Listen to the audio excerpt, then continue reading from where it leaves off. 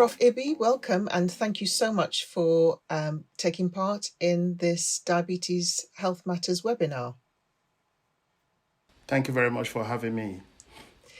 So, diabetes and link to kidney disease, it is a mammoth subject. Where would you like to start, Prof. Ibi? Yes, I think first of all, I want to just introduce set the scene, and then people should just maybe have some awareness on what does the kidney do, because you can't really link the two if you don't know what a normal kidney does. And then we talk about chronic kidney disease, and we talk about diabetes and its epidemiology, and then link it to chronic kidney disease, and how does diabetes lead to chronic kidney disease. So then migrate to progression of the disease and how the disease is diagnosed, and then prevention, early recognition, and treatment. So that will take very, very, very briefly. But I think the main thing is how does it cause it, and how do we prevent and recognize and look after ourselves. Fantastic. So, Prof. Ibi, over to you. Do you want to tell us about the kidneys and what they do, and then we'll tie that into diabetes? Yeah, thank you so much. Diabetes, well known, is a leading cause of chronic kidney disease and kidney failure. And if you look at the kidneys are, I call them filters, and they're called glomeruli, and so they become diseased with diabetes. Kidney disease in diabetes is very common. It's usually called nephropathy. Nephropathy means diabetic kidney disease. Nephro is a filtering unit, and then pathy is disease. So nephropathy, diabetic nephropathy. And essentially, 40% of people with both type 1 and type 2 diabetes develop chronic kidney disease during the lifetime of their disease. And estimated prevalence of those with diabetes in the UK varies from 18 to 30%. I'll give more on that as we go along. And so just to let you know that the kidneys are two bean-shaped organs, the size of your fist, and are powerful chemical factories. And they ensure that there's a balance in the chemicals in your body. And but more importantly, they get rid of toxins and unwanted chemicals. So looking at this, the cartoon there, you can see the kidneys are two bean-shaped organs. You make urine, and then it makes urine, remove toxins, and then a couple of other things it does, which I'll show you in a minute.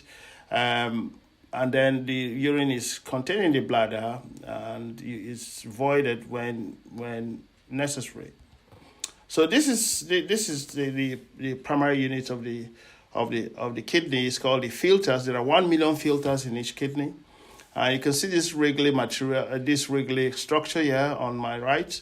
It's just a micro. You can see how it is got out from this, from the ultra structure. Ultra means the minute details of the kidneys. And if we go further, you can see this is the filtration unit, and it's called a nephron. And so there are 1 million nephrons in each kidney. And so that's what happens in diabetes, is that the nephrons are the target of diabetic kidney disease. And so what really happens in the nephron, which is the filtering unit, the blood enters from the arrow on your left, it goes in, it gets filtered, what we call the glomerular capillaries. These are tiny, minute capillaries, or tiny, minute blood vessels, I beg your pardon. And so blood is filtered at number one. You can see filtration, and that the content that is filtered is now reabsorbed. The good things are reabsorbed, and the urine is modified, and finally you get urine flow. So that is, in a nutshell, what the kidney does. But in summary, the kidney doesn't only get rid of toxins. It ensures that your body balances the water intake, so too much or too little. So you make sure there's a balance. It's the seat of blood pressure control, and it also helps with the health of your bones. So it activates vitamin D, which helps with the body to absorb calcium. It also balances the acid and base, which is not making your blood too acidic or too basic. And all this also lead to maintaining the right salts in your body, so your heart is working properly. And it's so remarkable that it also leads to control of how your red blood cells are formed. So it releases a substance called erythropoietin, which tells the bone marrow to make red blood cells, and so you don't become anemic. So that's in a nutshell what the kidney does. So understanding this will also make us understand how diabetes affects the kidneys. And thank you for that, Professor. And I think that's so important to show the activity of the kidney, that it's not a sort of almost like a static organ just filtering, but that filtering process is a very active and necessary process for the health of your whole body. Yes, yes. I think one thing that people don't understand, they think that the kidney just makes urine, but it does a lot of other things, and so that's why when somebody with kidney disease is usually sick, because your bones are not, you don't have, your bone health is affected, your blood cells are affected, your heart is affected, so your blood pressure is affected. So there's quite a lot of other things that are affected. So that's why it's important that these things are detected early, so all the organs are not affected.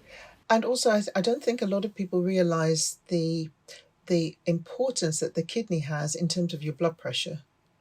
No, they don't at all. No, they don't, because I always say that the kidneys are the seat of blood pressure control through some cells that are in the kidneys, which you call the renin-angiotensin aldosterone mechanism, which balances your blood pressure, response to different stimuli, which is different challenges. So it ensures that your blood pressure control is your blood pressure is under good control. Now, one of the problems that people, especially healthcare professionals, always scratch their head about is chicken and egg, which comes first. High blood pressure causes kidney disease, and when you have kidney disease, it causes high blood pressure. So, well, that's for the experts to worry about. Okay. And the other thing is the heart. I mean, it's so important again, and I'm sure you're going to talk to us later about how kidney health is so important for your heart health as well as your blood pressure health and other aspects of your health as well. So thanks very much for that. So that brings us to just marry the two together. So what is chronic kidney disease? How does it happen and all that? So I'll just have a pause here for us to have a breather and then to see whether there are other comments on what I've said so far. That's fantastic. Thank you very much. So in terms of, you said, a significant proportion of people, unfortunately, can experience kidney disease. And I wanted to ask if you could say a few words maybe about the proportion of African Caribbean peoples and communities. Are we overrepresented in terms of experiencing kidney disease?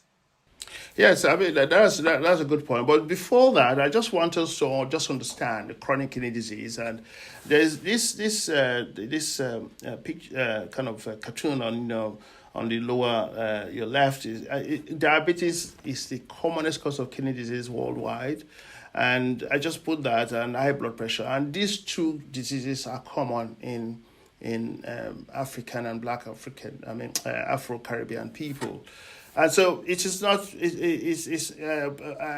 view is that it's not overrepresented, and it is a disease that's common amongst us. It's either genetically or maybe our constitution. If you look at the Asian population, their diet also contributes to that, and perhaps our diet is a contributing factor. If you look at this diagram, you can see that 43.8%. This is everybody, not particularly ethnic minorities. Diabetes is the commonest cause. You can see 43.8%, and then 26.8% is high blood pressure. And these are the four types mainly. So you can see diabetes and hypertension are there. Inflammation of the kidneys, which is glomerulonephritis. Forget this mouthful title there, which is glomerulus, which I did mention before. It's just the filters. So it's just inflammation of the filters. And then polycystic kidney disease is the commonest genetic kidney disease. And so if I just go forward, I'll take it back. Look at the epidemiology of chronic kidney disease. Yeah, so Black and African minority communities are 5 times more likely to develop chronic kidney disease than other groups, and so that answers the question they just answered. Yeah, so and let's just expand on that a little bit more, Prof. Ibi. So in terms of the hypertension and in terms of the diabetes, is that why Black, Asian and minority ethnic communities are 5 times more likely to develop the chronic kidney disease than other groups? Yes, that's correct. Because if you look at it worldwide, I mean, there's a lot of data out there from under the auspices of the International Society of Nephrology, which I've been working with for the last 10 years. These communities are more likely to have chronic kidney disease than than in the West, especially the Caucasians. And that's why the focus of the International Society of Nephrology has shifted over the last 10 years to mainly low and middle income countries where these communities fall into. And so it is not surprising in the UK that this is where the data is. And the Kidney Care UK is a charity that is involved, just like Diabetes UK. So this is stark reality that we're 5 times more because of these two diseases. And, there's a chilling sentence there that every day 20 people in the UK are going to develop kidney disease as well. So I know that you're going to go on now to talk about things like recognition, and then subsequently we're definitely going to be talking about prevention, because we're very keen to always talk about that in the context of Diabetes Health Matters. Yes, I mean, this is something that, there's a slide I normally in the past used to show to my colleagues. It's just like a tip of an iceberg. So what we'll see is the expensive part of kidney disease, where dialysis and transplantation, but there's a huge under the ocean where nobody is seeing those group of people. And that's where what you said before when we were just chatting informally about health inequalities. So patients, people are not identified, and so they cannot be helped and all that. So if you look at the global burden, it's a common and serious problem and all that. So I just wanted to take us back. And also for us to understand how does diabetes lead to kidney disease, we need to just put this in context. And so it takes many years for you to develop diabetic kidney disease. And so that's why it is easy to detect it early. Because by doing simple urine tests, you can just find albumin in the urine. So that normally is a first sign that the kidneys are beginning to succumb to diabetes. Prof, I just had to stop you there, if you don't mind, because this is such a thorny issue, and an issue that I really want to raise awareness about. As a primary care doctor, this was one of the 9 key care processes that we would try to provide for people who are living with diabetes annually. A sample of their urine to test to see if there is microalbuminuria, so traces of small amounts of protein, or larger amounts of protein. So that's the macroalbuminuria or proteinuria. And this is one of the 9 key care processes that we struggled most with. It is so difficult for us to get a urine sample from people because I think for the reason that people don't realise the importance and the significance of this. So I just really wanted us to highlight this today, how important it is as an early warning, as a signal of potential kidney problems for us to get that urine sample to test. So I just really wanted to highlight that today. Oh, thank you very much. I can't say. In fact, even one of the things I got years ago, I got Genius to do is kind of how when people report to A&E, how frequent do doctors in A&E do even test their urine? So very simple test, but nobody cares about it. So let alone with patients who say, well, my blood sugar is under control, but I'm all right. But I think it's something like you said that we can't avoid emphasize it. It is so important. So you can now begin to manage it early, and so you don't end up on with advanced kidney disease and all that. So thank you so much for emphasizing that. So this is just a quick. Look at the diagram here. Healthy kidney, you can see everything is going nicely. The impurities are going, but once the kidney is damaged, you can see these filters are beginning to get damaged. So you find things that are not it's supposed to be in the urine, like the protein. So you can see it leaking through. If you look at this on your left, it's not. There's no protein in the urine. So this now causes more damage to the other parts of the filter, and so that's what progressively damages your kidneys over time. So it is so crucial, but we have intervention these days and age. It's just been there for the last 40, 50 years to be able to reduce the protein in the urine. So if we find it early, we'll give you something to reduce the protein. So it is important that you bring your urine sample to the clinic, and you can see the same. Just kind of buttress the points. You can see this kidney how it is looking now, because there's loads of protein in the urine over time, which has not been attended to.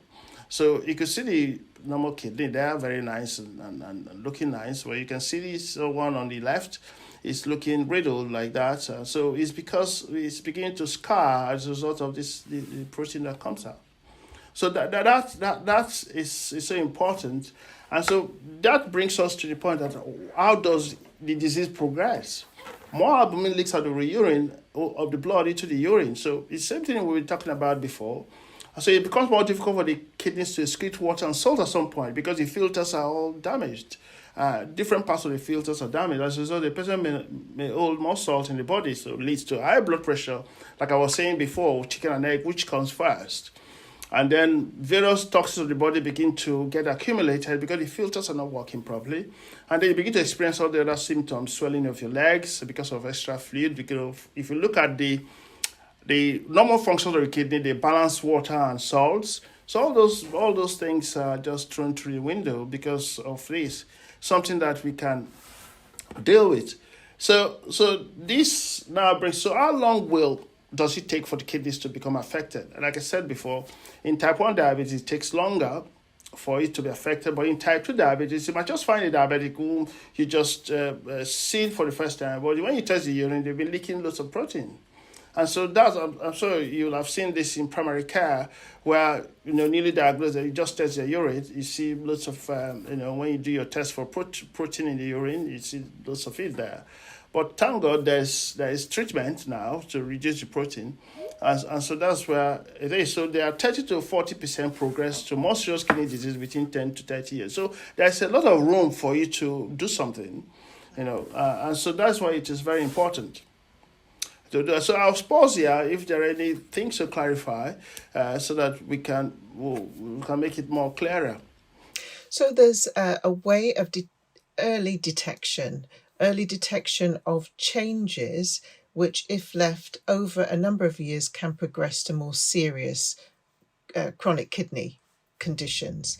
And it's so important at those early stages and on a regular basis that as primary care physicians and people living with diabetes, that we ensure that those early tests are done so we can pick things up early and prevent them progressing.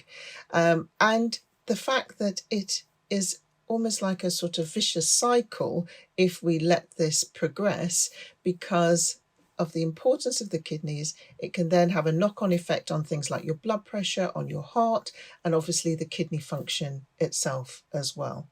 So yeah, I think that's been really clear.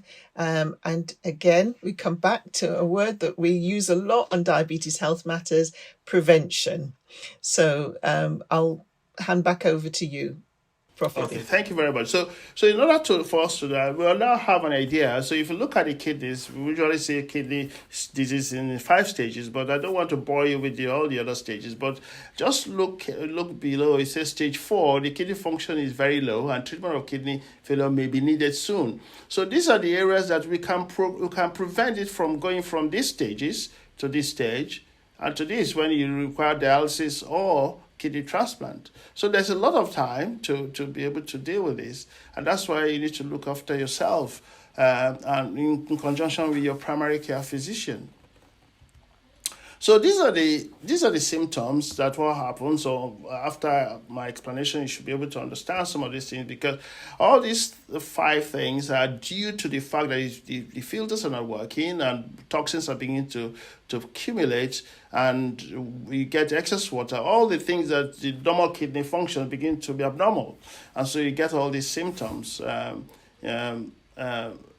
every day. So it is important that we are aware of this. So how is it diagnosed, diabetic kidney disease? It's very simple. If once somebody does a blood test or checks the urine, or once they do those two, your kidney function has gone down. It's gone down, and then you have protein in the urine. The next thing we do is to do whether we should just check the kidneys the way they appear. So we'll do an ultrasound scan. So these are the things that we do. Diagnostic tests. We do a blood test. You do an imaging, which is ultrasound scan, and urine test. Now, sometimes diabetes can affect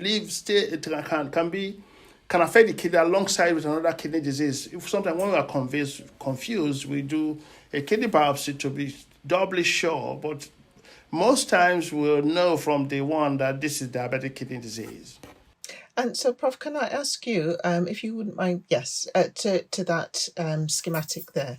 So with the blood test, can we talk a little bit about that? Because up until a few years ago, if we're talking about African Caribbean heritage people, so Black people, there was an adjustment made to the estimated glomerular filtration rate. The people would know this as the EGFR blood test. That is no longer the case, or we hope that nobody's making that adjustment now. I wondered if you'd like to say a few words about that, because that's particularly pertinent to us as African Caribbean people. Yeah, absolutely. Because if you look at blood tests, so just even about a couple of years ago, there was a correction factor for those of the African, Afro-Caribbean ethnic group. It's called during the research to get the estimated GFR, they needed to put that correction factor because the studies were not very robust. It was mainly focused on white people and all that. So they had to put that correction. But they've now gotten more data. So that correction is no longer necessary. But I want to say something. I've had a couple of patients who have very low kidney function, but because, especially in African and Afro-Caribbean men, because they have a lot of well-built muscles, sometimes that could be deceitful when we use the normal conventional test to assess their GFR. And so we use another test, which is not commonly used, it's called cystatin C test, to be able to, get the kind of real figure of their kidney function. And so it's not a common thing, but there are a couple of patients that are very well built, especially African males, who have more muscle mass, so their creatinine is high. So we use, instead of using creatinine to calculate the GFR, we use cystatin C. So that's what we've been doing in the last couple of years, especially for those selected patients. Otherwise, you may give them treatments that they don't really need immediately. Especially when you see them with very high creatinine. So the reality is that their kidney function might not be as bad as it shows because you're using creatinine as a calculation. So I just wanted to say that, especially for healthcare professionals amongst us.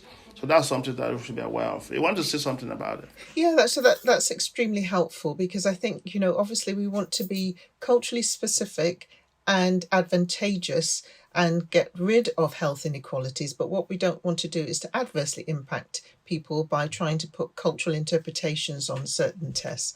So that's brilliant and really useful information. And just to again reiterate for everybody that adjustment is no longer made. So please do not continue to make that for people of Black heritage with the EGFR. Thanks, Prof. Yeah, I just put what's the treatment for diabetic nephropathy? There's no cure for diabetic nephropathy, so that's why I put it in red. So there are people, especially amongst African and Afro-Caribbean, we have a lot of myths around, and that's something that I've always talked about anytime I'm giving talks.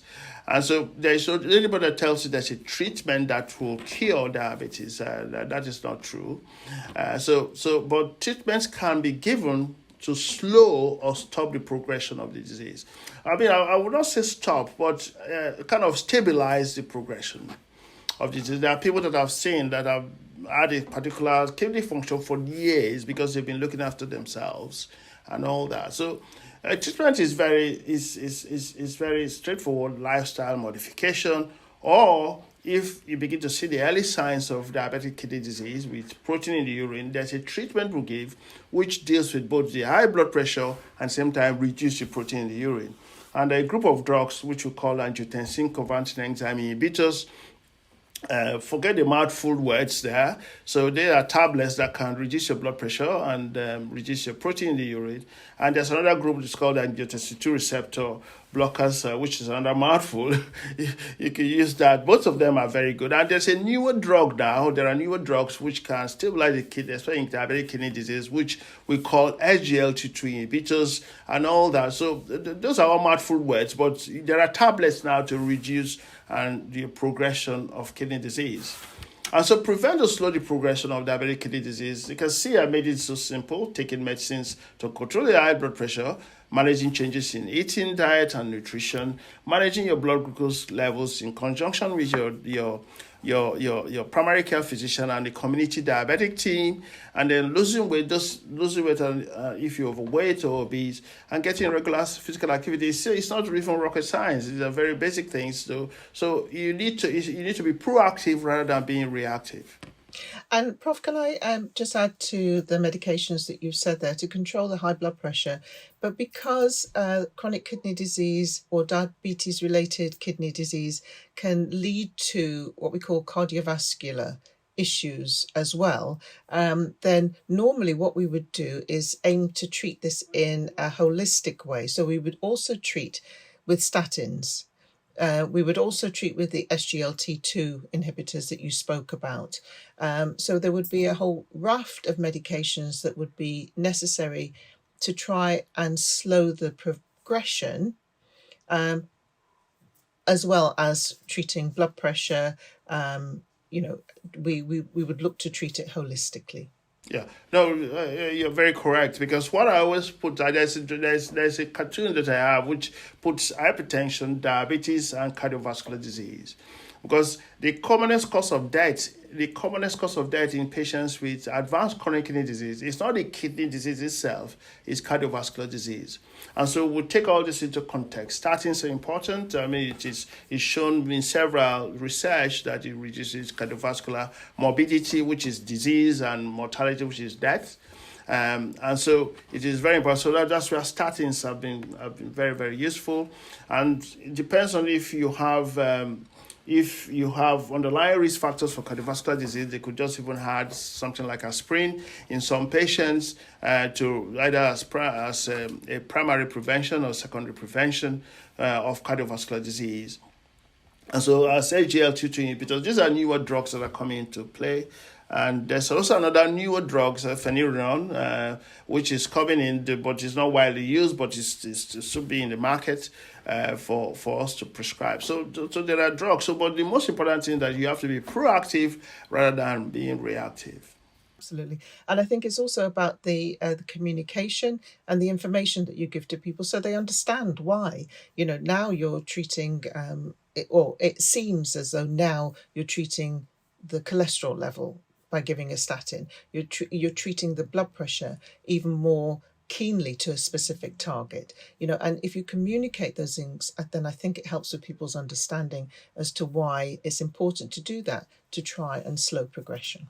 Yeah, that's very correct. I mean, that's why we talk about this health inequalities, because if somebody is looking after somebody black, you're likely to know that they are going to be they're more at risk. They're more at risk to the various end organ damages of some of these diseases. So you probably more intensify your treatment and all that. And because most of those data, like before, were coming from Caucasians and all that, so the ethnic minorities were not taken into context. But now there's a lot of data out there which is helping us to make some of these key decisions. So that brings us to the point now that, for example, how does a kidney fail due to diabetic kidney disease if it's not treated properly? And so it progresses with time, and then you manage the complications, which I did mention before. The kidneys is responsible for production of red blood cells, bone health, and all that. So you can see that as a kidney disease is advanced, those functions of the kidneys begin to fall apart. And so you will need to give you some vitamin D related things and kind of tablets, and also need to give you a special injection called erythropoietin. And so those are for the advanced kidney disease. And then eventually we begin to prepare you for renal replacement therapy, which is either dialysis and transplant. That's where we don't want you to go. So that is the essence of my job as a kidney doctor. I don't want you to get to that point, although I have expertise in managing these endpoints, but I don't want you to get there. And so this is what it is: chronic kidney disease from diabetes or any other type of disease, hypertension. You end up either on dialysis. Dialysis is made up of two types, which is hemodialysis, which you come to hospital 3 times a week, or peritoneal dialysis, which is put a tube stuck into your tummy. Your tummy now acts as a kidney, and you do exchanges yourself. You put the fluid into your tummy, and then it comes out after 4 hours. And so you can do that yourself at home. And then the ultimate is to get a kidney transplant. And that's a different ballgame, because I've talked about even within the black ethnic African and Afro-Caribbean population, even the kind of being donors is a big problem. And so there's a lot of awareness and advocacy for people to put themselves forward for kidney donation, in the future. So I've been involved in that awareness. I don't know whether you want to come in here. Only to say that none of us as clinicians will take it personally if we don't see you in our clinics because you have these problems. We'd be really happy if we're able to help you and assist you to prevent getting to these stages. And Professor Ibi, I know you wouldn't take it personally if you didn't have lots of people that you had to see with this unfortunate condition. So it's all now. Let's move on to how we can prevent these conditions. Yeah, so in the next few slides, I just want to talk about working with your healthcare team. I nearly put that to manage diabetes and chronic kidney disease. You can't manage it on your own. You can't begin to self-medicate or buy something somebody advises you, because we are used to that. Families will say, oh, they've done this, they've done that. Go and take some herbs. I've had several people say that. So people with diabetes should work with their healthcare team to prevent or manage CKD through the following steps. Measure your diabetic control. And so some of these are scientific figures, which is HbA1c is what shows you how good your control is over 3 months. And so that is something that primary care physicians are very good at in monitoring. And so you need to work with them. And also there's community diabetic team who are very skilled to do this. And so you learn about your insulin injections. So it's something you're going to live with. So you need to know how to deliver these things for yourself. And so you talk about your other diabetic medications, your meal planning, and physical activity and monitoring, also self-monitoring yourself, and also treatment for high blood pressure and protein in the urine. And so those are things that I can see they're very key. They're not very kind of rocket science. These are very basic stuff, that you can manage with your healthcare professional in the community. So I don't know whether you have anything to add there. Well, yeah. Thanks, Prof. I mean, the only thing I would say is that providing you don't let things go too far, it is possible to improve your kidney function.